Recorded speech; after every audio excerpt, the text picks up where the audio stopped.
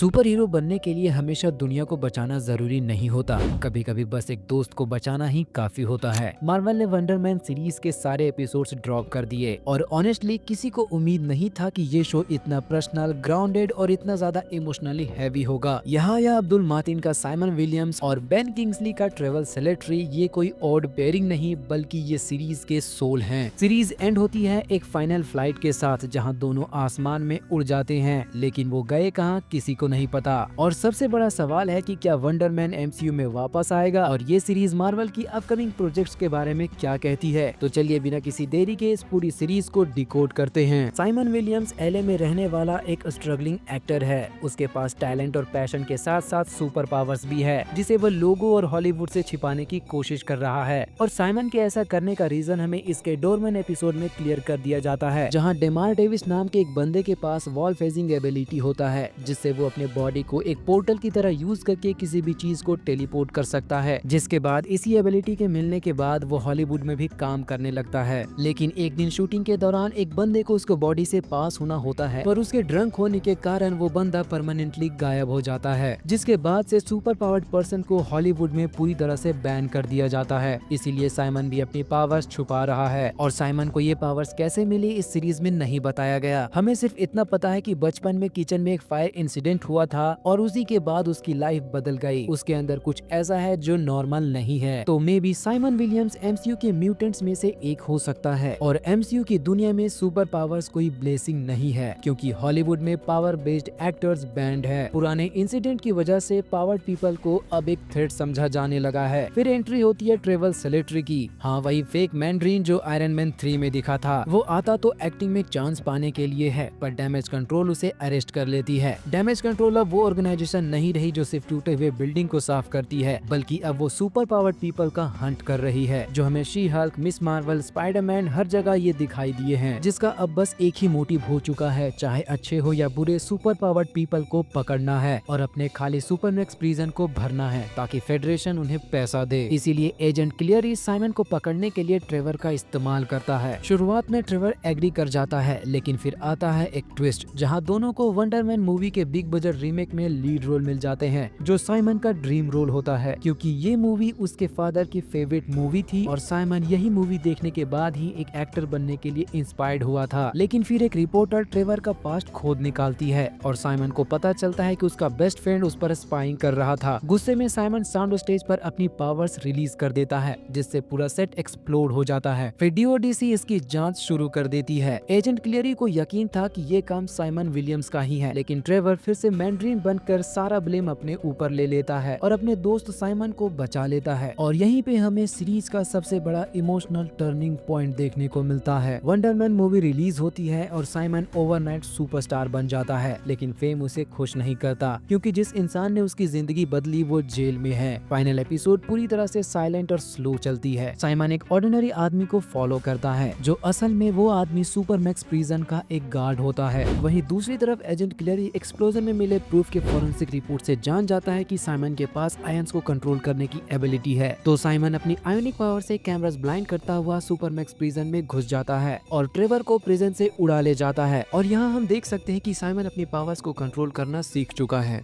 Simon का गोल कभी fame पाना था ही नहीं। उसका गोल था लोगों से एक ऐसा कनेक्शन बनाना जो उसकी कदर करे। पूरी सीरीज में हम देखते हैं कि वो अपने ड्रीम्स के लिए रिलेशनशिप को सेक्रीफाइस कर देता है, लेकिन एंड तक आते आते साइमन अपने दोस्त के लिए अपना करियर ही सेक्रीफाइस कर देता है। अब एजेंट क्लेरी जानता है कि साइमन के पास आयोनिक पावर है और ट्रेवर को जेल से भगाने के बाद डीओडीसी उसे किसी भी कीमत पर नहीं छोड़ेगी, क्योंकि ट्रेवर अब एक मोस्ट वांटेड क्रिमिनल है। और इसी क्लिफ हैंगर के साथ ये सीरीज खत्म हो जाती है, व्हिच मींस वंडरमैन का सीजन 2 भी जरूर आएगा। डीओडीसी और एजेंट क्लियरी ये एमसीयू के अपकमिंग प्रोजेक्ट्स के लिए बहुत इंपॉर्टेंस रखती है, क्योंकि साइलेंटली डीओडीसी को म्यूटेंट सागा के लिए सेट किया जा रहा है, जो धीरे धीरे ये ऑर्गेनाइजेशन म्यूटेंट रजिस्ट्रेशन एक्ट बनता जा रहा है। एग्जैक्टली वैसा ही जैसा फॉक्स के एक्समैन मूवीज में ट्रास्क करता है, लेकिन एमसीयू में उसे एजेंट क्लियरी से रिप्लेस कर दिया गया है, जो म्यूटेंट सागा का मेन ह्यूमन विलन होगा। एंड ये बंदा हमें डेयरडेविल बॉर्न अगेन की सीजन 2 और स्पाइडरमैन ब्रांड न्यू डे में भी दिख सकता है। तो वंडरमैन सीरीज मार्वल की बाकी सीरीज की तरह कोई लाउड सुपर हीरो शो नहीं है, बल्कि ये क्वाइट स्टोरी है आइडेंटिटी, फ्रेंडशिप और चॉइस की। और शायद इसी वजह से ये एमसीयू की सबसे ऑनेस्ट सीरीज लगती है। अब तुम इस सीरीज के बारे में क्या सोचते हो और क्या तुम वंडरमैन सीजन 2 के लिए एक्साइटेड हो? मुझे कमेंट में जरूर बताना। और MCU के ऐसा ही डीप एनालिसिस देखने के लिए चैनल को सब्सक्राइब करना मत भूलना। मिलते हैं नेक्स्ट वीडियो में। जय हिंद,